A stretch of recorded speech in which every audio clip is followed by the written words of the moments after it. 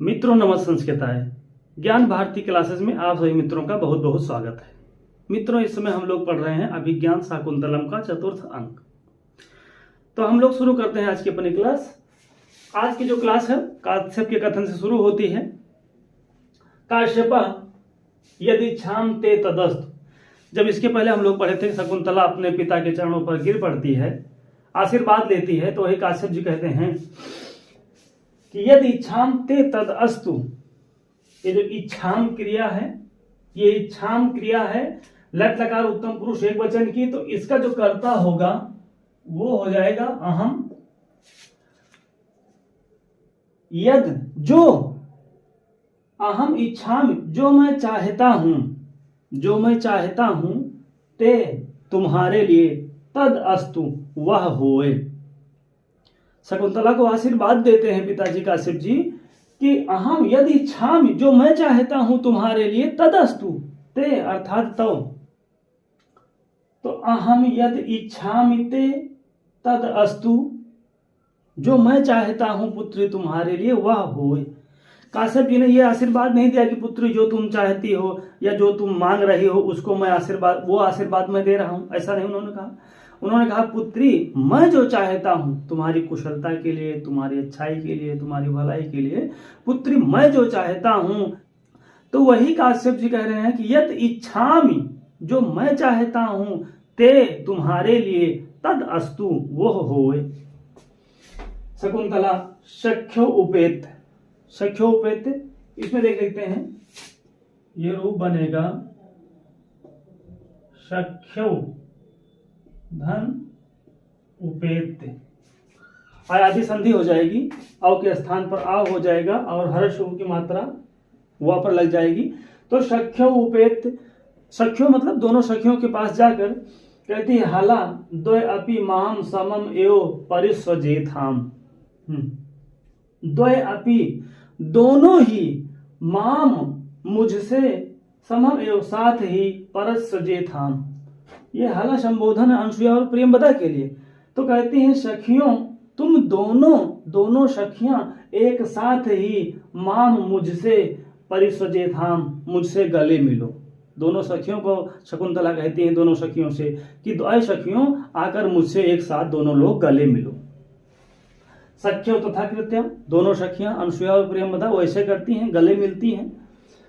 सखी यदि नाम स राजा प्रत्यभिज्ञान मंथरो भवेत ततस्तस्मात् इदम आत्म नाम ध्येय अंकितम अंगुलीयकम दर्शय। जब शकुंतला से गले मिलती हैं अनसुया प्रेमवदा, तो कहती हैं कि सखी यदि नाम सह राजा, सह राजा मतलब वह राजा, यदि वह राजा दुष्यंत प्रत्यभिज्ञान मंथरो भवेत, प्रत्यभिज्ञान पहचानने में थोड़ा मंथर हो जाए, पहचानने में थोड़ा देरी कर जाए, बहुत दिनों बाद देख रहा है तुमको, तो हो सकता है कि वो पहचान ना पाए जल्दी से।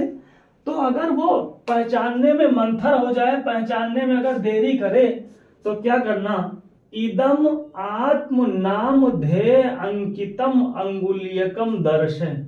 अंगुलीयकम दर्शय, अंगुलीयकम मतलब अंगूठी दर्शय माने दिखा देना। इदम आत्म नाम ध्येय अंकितम, ये जो उसके नाम से लिखी हुई अंगुलीयकम है, अंकित मतलब लिखी हुई, अंगुलीयकम मतलब अंगूठी है, उसको दिखा देना। उस अंगूठी को दिखा देना कि जिसमें राजा दुष्यंत का नाम लिखा है। वही कह रहे हैं दोनों सखियां कि अगर वो पहचानने में थोड़ा देरी कर जाए तो सखी क्या करना कि उसको आत्म नाम ध्येय, अपने नाम से लिखी हुई, अपने नाम की लिखी हुई जो अंगुलीयकम है, जो अंगूठी है, उसको दर्शय, उसको दिखा देना जिस अंगूठी में दुष्यंत लिखा है। तो जब इतना सुनती है शकुंतला, तो कहती है शकुंतला कहती है अनेन संदेहेन वामा कंपितास्मि। कहते हैं अनेन संदेहेन, ये जो संदेह प्रकट कर रहे हो ना, जो तुम्हारे अंदर शंका है कि अगर हो सकता है कि राजा ना पहचान पाए, तो ये तुम्हारे अंदर जो शंका है कि शकुंतला अगर तुमको राजा ना पहचान पाए तो ये अंगूठी दिखा देना, तो वही कहती हैं कि इस संदेह से तो वामा, तुम दोनों के इस संदेह से मैं तो कंपिता अस्मि लट लकार उत्तम पुरुष एक वचन क्रिया है, अस धातु। तो कहती है मैं हो गई हूं क्या कंपित, मैं तो कांप सी गई हूं, मैं तो डर सी गई हूं सखी, तू कह रहे वो पहचान नहीं पाएगा। ये जो संदेह तुम्हारे अंदर हो रहा है दोनों लोगों के, तो ये इससे तो मैं तो कांप रही हूं, मैं घबरा रही हूं। तो सख्यो दोनों सखिया कहती मां भयशी अति स्नेहा पाप संकी। अब ये थोड़ा बात बदल दी है, क्योंकि जो दुर्वासा का शाप था, दुर्वासा जी ने जो शाप दिया था उसको अनसुईया और प्रियंवदा ही दोनों लोग जानती हैं। तो वही एक बार ये शंका कर रहे हैं कि हो सकता है कि दुर्वासा का शाप वहां काम कर जाए। तो दुर्वासा ने जो शाप दिया है कि तुम जिसके ध्यान में बैठी हो वो तुमको नहीं याद करेगा, तुमको भूल जाएगा, उसी तरह भूल जाएगा जैसे कोई उन्मत्त व्यक्ति पहले कही हुई बात को भूल जाता है। तो हो सकता है कि तुमको भूल जाए। तो फिर सखियों दोनों सखियां कहती हैं कि माँ अभयशी अति स्नेह, कहें माँ अभयशी, मत डरो सखी, डरो मत। अभय, ये अभयशी है, लुंग लकार मध्यम पुरुष एक वचन। तो मत डरो सखी अति स्नेहा पाप संकी, कहीं जो बहुत ज्यादा प्यार करता है तो डर बना रहता है, ये प्रेम की अधिकता के कारण है, कहीं बहुत स्नेह है। फिर आगे शारंग्रवा युगांतरम आरूढ़ा सविता। अच्छा, इन दोनों की, सब तीनों की तनी जो बात हो रही है कान में, इधर उधर से अपन बातें चल रही हैं, भेंटती हैं, अखबार दियती हैं, विदा होती हैं। तो वही सारंगलो कहते हैं कि युगांतरम आरूढ़ा सविता। सविता मतलब सूर, युग अंतर हो गया है। युग अंतर मतलब अरे बहुत सूरज ऊपर चढ़ गया है, युगांतर हो गया है, दूसर पहाड़ होएगा है, जाना भी पैदल है, धूप निकल आ रही है। तो वही कह रहे हैं सारंगरव कि युगांतरम सविता आरूढ़ा, युगांतरम आरूढ़ा सविता। अरे जो सूर्य है ना वो देखो कितने ऊपर चले आए हैं, धूप निकल आई है। तो रताम अत्र भवती, शीघ्रता करें, आप शीघ्रता करें, भवती आप, तो आप थोड़ा शीघ्रता करें, जल्दी करिए, देर हो रही है, घाम निकल आया है, धूप बहुत ज्यादा लग जाएगी, हम लोगों को पैदल ही जाना है। वही सारंगरव कहते हैं। शकुंतला आश्रम अभिमुखी स्थित, आश्रम अभिमुखी, आश्रम की ओर मुख करके, आश्रम की ओर देखते हुए कहती हैं तात कदा अनुभूयस तपोवनम प्रेक्षिष्ये, कदा प्रेक्षिष्ये, मैं कब देखूंगी तात, किसको, भूया फिर से तपोवनम, इस तपोवन को। अपने पिताजी काश्यप से कहती है शकुंतला कि अरे पिता मैं इस तपोवन को, भूया मतलब फिर से, कब प्रेक्षिष्ये, कब देखूंगी, मैं दोबारा कब आऊंगी, आज तो हमारी विदाई कर रहे हैं आप लोग, तो पिताजी मुझको वापस आप कब बुलाएंगे, मैं वापस कब फिर से आप लोगों के पास आऊंगी। तो काश्यप जी कहते हैं श्रूयताम, सुनो पुत्री, अब सुनो तुमको कब आना है। ये जो श्लोक है ये भी वसंत तिलका छंद में कहा गया है। काश्यप जी कहते हैं भूत्वा चिराय चतुरंत महिष पत्नी, भूत्वा चिराय चतुरंत महिष पत्नी, उक्ता वसंत तिलकात भुजा जगौघा, भूत्वा चिराय चतुरंत महिष पत्नी, दौष्यन्ति मा प्रतिरथम तनयं निवेश्य, भर्त्रा तदर्पित कुटुंब भरेण सार्धम, शान्ते करिष्यसि पदं पुनराश्रमेऽस्मिन्, उक्ता वसंत तिलकात भुजा जगौघा। जब शकुंतला पूछती है कि पिता मैं अब दोबारा आपके पास इस तपोवन में कब आऊंगी, तो वही काश्यप जी श्लोक के माध्यम से कहते हैं कि भूत्वा चिराय चतुरंत महिष पत्नी। चिराय, चिराय मतलब बहुत दिनों तक, बहुत दिनों बाद आओगी, ये जान लो। चिराय बहुत दिनों तक सपत्नी होगी, तुम सौत बनकर रहोगी, बहुत दिनों तक तुम सौत रहोगी। किसकी सौत रहोगी? मही की सौत रहोगी। मही मतलब पृथ्वी। अच्छा, पृथ्वी की सौत रहेगी शकुंतला। राजा जो होते हैं, राजा को महीपति और भूपति कहा जाता है। तो भू माने पृथ्वी, मही माने पृथ्वी, तो राजा को महीपति कहा गया है, पृथ्वी का स्वामी कहा गया है। तो शकुंतला की सौत हो गई, कौन? मही। तो तुम मही की, तुम पृथ्वी की सपत्नी होगी, पृथ्वी की सौत बनकर रहोगी। कब तक? चिराय, बहुत दिनों तक। ये नहीं कि बस कुछ क्षण बाद तुम फिर वापस चले आओगी आश्रम, नहीं। भूत्वा चिराय चतुरंत महिष पत्नी, चिराय महिष पत्नी भूत्वा, बहुत दिनों तक तुमको रहना है पृथ्वी की शौत बनकर। और वो मही कैसी है? चतुरंत, चतुरंत जो चारों दिशाओं में फैली है, जो चारों समुद्रों तक फैली है मही, और उस मही की तुम हो जाओगी सपत्नी, बहुत दिनों तक सपत्नी बन के रहोगी।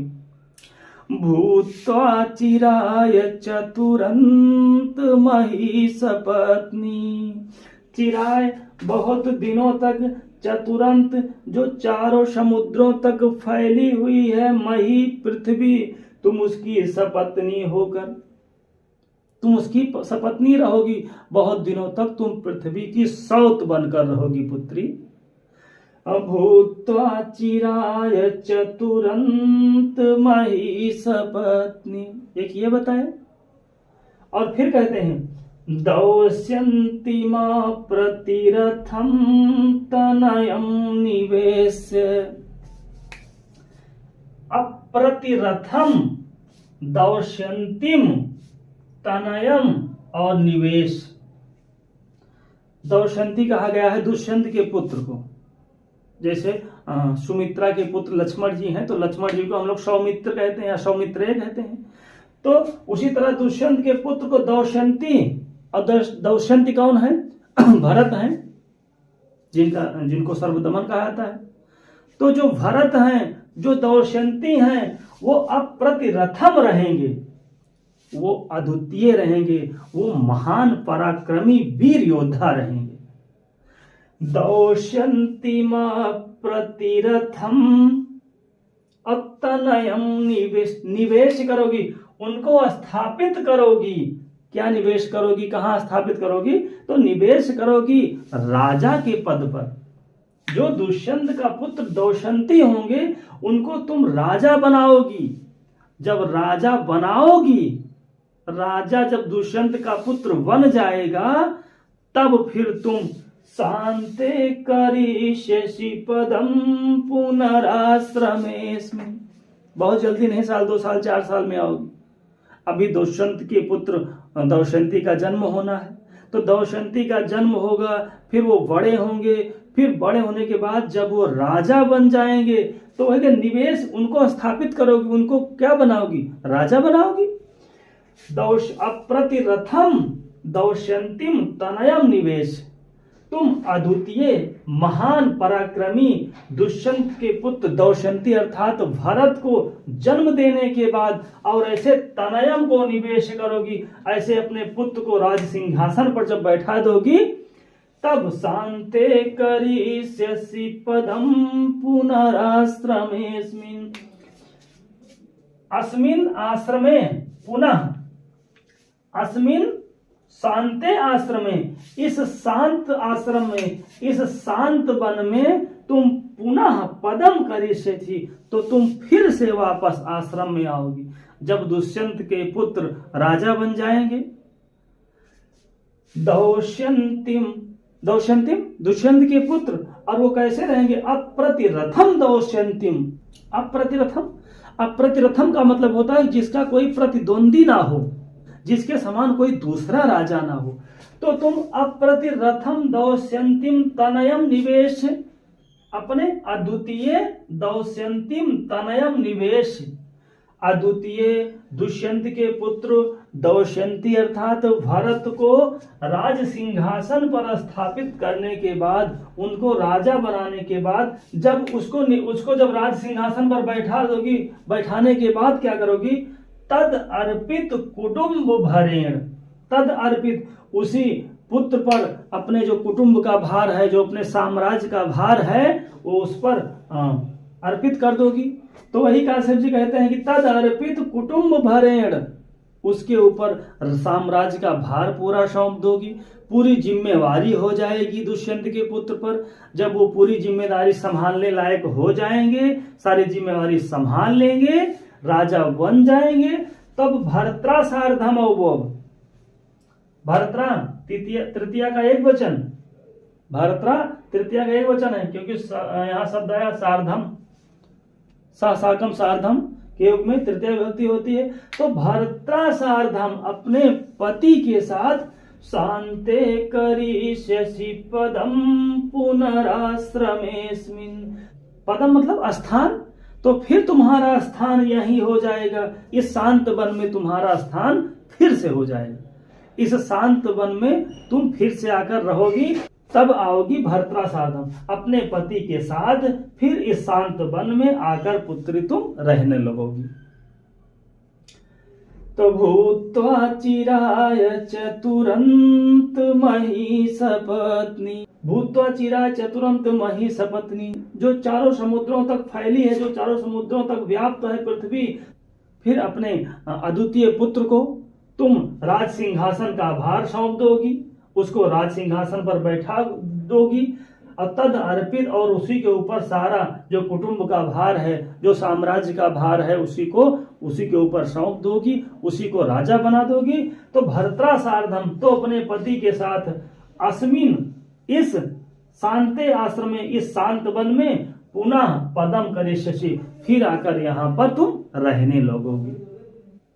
एक बार फिर से देख लेते हैं, ये इच्छा में आई है जो क्रिया है, ये लट लकार उत्तम पुरुष एक वचन की है, ये है काश्यप जी के लिए, और ये ते है शकुंतला के लिए। सख्य उपेत, ये जो सख्या उपेत है इसमें अयादि संधि है, सख्योधन उपेत हो गया है। हला ये संबोधन दोनों सखियों के लिए। द्वय अपि माम समम एवं परिसुजिताम, दोनों एक साथ मुझसे आकर गले मिलो। सखियों, दोनों सखियां फिर वैसा करती हैं, गले मिलती हैं, फिर कहती हैं सखी यदि वो राजा पहचानने में थोड़ा शिथिल हो जाए, थोड़ा देर कर दे, तो तुमको उसके नाम की जो लिखी हुई अंगूठी है, अंगुलीयकम है, उसको दर से मतलब दिखा देना। लोट लकार मध्यम पुरुष एक वचन। शकुंतला अनेन संदेहेन वामा कंपितास्मि, ये वाम आया है अनुसूया और प्रेमवता के लिए। सख्यो, दोनों सखिया कहती है माँ वैसी, ये जो वैसी है लुंग लकार मध्यम पुरुष एक वचन की क्रिया है। अति स्नेहा पाप संकी, ये लाइन पूछते हैं किसने कहा है, तो ये दोनों सखिया कहती हैं कि बहुत ज्यादा प्रेम है, बहुत ज्यादा प्रेम करते हैं, इसलिए पाप की आशंका है। फिर शारंगराव कहते हैं युगांतरम आरूढ़ा सविता, सूर्य दूसरे पहाड़ पर जा रहा है, सूर्य दूसरे पहाड़ पर चढ़ रहा है, सविता मतलब सूर्य, त्वरताम अत्र भवति, आप सभी आप जल्दी करें। शकुंतला आश्रम अभिमुखी स्थित्व में तब रहते हैं। तात कदा, कदा अव्यय पद है, कदा मतलब कब, भूया मतलब फिर से, तपोवनम प्रेक्षित से, मैं फिर से कब इस तपोवन को देखूंगी, ये प्रेक्षित से, ये उत्तम पुरुष एक वचन की क्रिया है। काश्यपा सूर्यताम सुनो, भूत्वा भूधातु तप्रत्यय चतुरंत मही सपत्नी, मही मतलब पृथ्वी, दौष्यंती आया है दुष्यंत के पुत्र भरत सर्वदमन के लिए।